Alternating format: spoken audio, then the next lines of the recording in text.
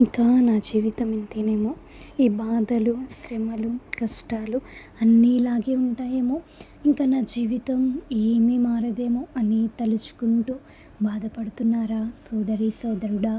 ఈరోజు దేవుడు మీతోనే మాట్లాడుతున్నారు.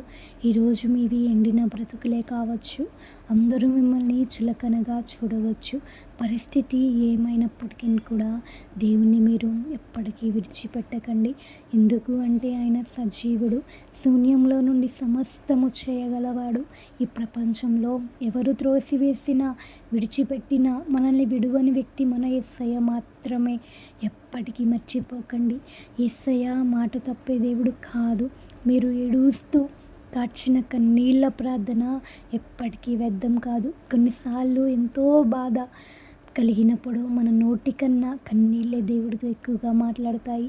కన్నీళ్లతో చేసిన ప్రార్థన ఒకానొక సమయంలో మీరైనా మర్చిపోతారేమో, కానీ మీ కన్నీటిని చూసిన దేవుడు, మీ కన్నీటి ప్రార్థనను విన్న దేవుడు ఎప్పటికీ మర్చిపోరు.